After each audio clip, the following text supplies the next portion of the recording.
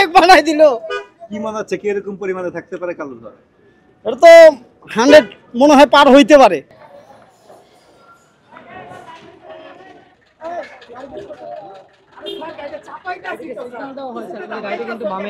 আমরা দেখছি যে রমজান পরিবহনের একটি বাসকে যে ভ্রাম্যমাণ আদালত রয়েছে তারা সিগন্যাল দিয়েছেন, কিন্তু তিনি গাড়িটি না থামিয়ে কিন্তু তাদের সঙ্গে বাকবিতণ্ডা দেওয়ার চেষ্টা করছেন।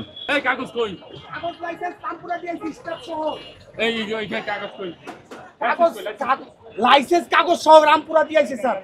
আপনি কাগজপত্র সব কেন দিয়ে আসবেন? আপনার সাথে থাকবে না? রাস্তায় সমস্যা হলে স্বাভাবিক গাড়ি ধরতেই পারে। সবগুলো কাগজপত্র আপনি দিয়ে দিবেন? কাগজে ব্যাগ সহ আমার হেল্পার সহ নামাই রাখাইছি।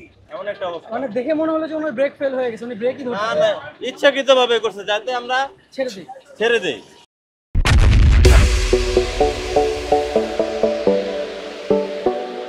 আমরা দেখছি যে এখানে কিন্তু পরিবেশ অধিদপ্তরের পক্ষ থেকে আজকে রমনাতে যে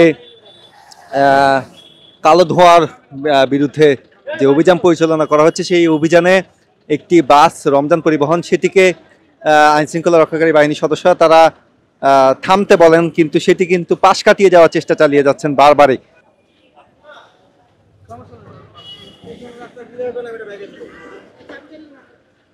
কি বলবো, এই যে আমার ছেলের ক্লাস ছিল এখন 1:30 তো এখানেই বেজে গেল, এখন তো ক্লাস করতে পারবে না। ওদের ফিটনেসবিহীন, ওদের কাগজপত্র নাই, কিন্তু ওরা সারা বছর এভাবেই চালাচ্ছে রাস্তায় গাড়ি। আমাদের প্রতিদিন এগুলোর মুখোমুখি হতে হচ্ছে, বাচ্চাদেরকে নিয়ে রাস্তায় নেমে আমরা ক্লাস করতে পারি না, ঠিক মতো কাজে যাইতে পারি না, আমরা কখনো কোনো টাইম মতো কোথাও যেতে পারি না।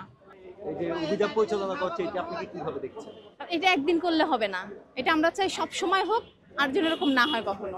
মূল কারণটা কাগজ ধোয়াতে আমাদের শ্বাসকষ্টের সমস্যা হয়, পরিবেশ দূষণ হচ্ছে। এটা যত কম করা যায়। রোড পারমিটের ক্ষেত্রে অবশ্যই দেখা উচিত যে এই গাড়ির কাগজ ধোয়া কত পরিমাণ নিম্নমানে আসতেছে। বাহনের কালো ধোঁয়া রোধে পরিবেশ অধিদপ্তরের পক্ষ থেকে অভিযান পরিচালনা করা হচ্ছে।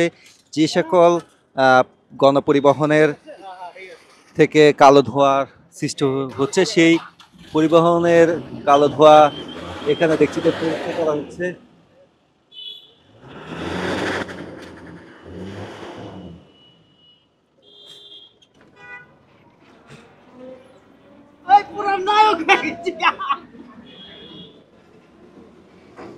এটা নায়ক বানাই দিল। কি মনে হচ্ছে কি এরকম পরিমাণে থাকতে পারে কালো ধোঁয়া? এটা তো 100 মনে হয় পার হইতে পারে। তারপরে বলা যায় না, মেশিন আছে, মেশিনে চেক করে দেখি কতটুকু আসছে, কিন্তু 100 এটা গ্যারান্টি। আপনি দেখছেন অবস্থাটা, আপনি আমার ইয়ের দিকে দেখেন। তারা যদি এভাবে চলে কিভাবে হবে? তারা যদি সচেতন না হয়, আমরা তো ভুক্তভোগী। এইসব কালো ধোঁয়া আমাদের নিঃশ্বাসে যায়, আমাদেরও তো অনেক কষ্ট হয়। আমরা দেখছি যে যে গণপরিবহনের কালো ধোঁয়া, সেই কালো ধোঁয়া পরীক্ষা করছেন এখানে থাকা যে যন্ত্র রয়েছে পরিবেশ অধিদপ্তরের এনফোর্সমেন্ট টিমের পক্ষ থেকে, তারা সেই পরীক্ষাটি করছেন।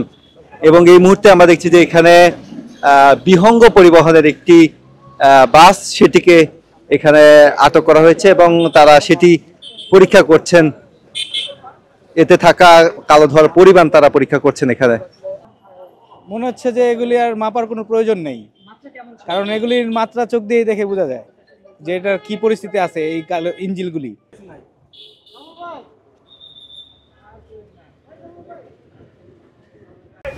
আমরা দেখছি যে রমজান পরিবহনের একটি বাস, সেটিকে 3000 টাকা জরিমানা করা হয়েছে। 20% বেশি হলে গেল তার জরিমানা হয় আর কি। এখন পর্যন্ত কতগুলো গাড়িকে তৈরি করতে? আরেকটু সামনে যাও। 1 2 3 4 5 6 7টা গাড়ি জরিমানা হয়েছে।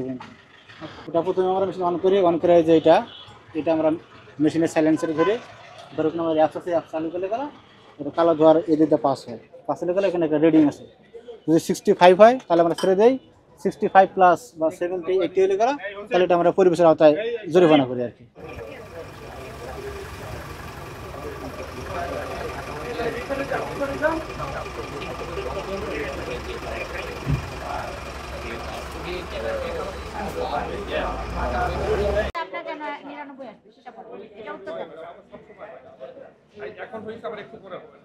আমি যে বিহঙ্গ গাড়ি কালো ধোঁয়াতে মারছে, আমি হচ্ছে গিয়ে ভিডিও আছে তো আমার কাছে। আপনি দেখছেন? তাহলে কি বলতে চান? অত বলতে ভাই জরিমানা পরিশোধ করো।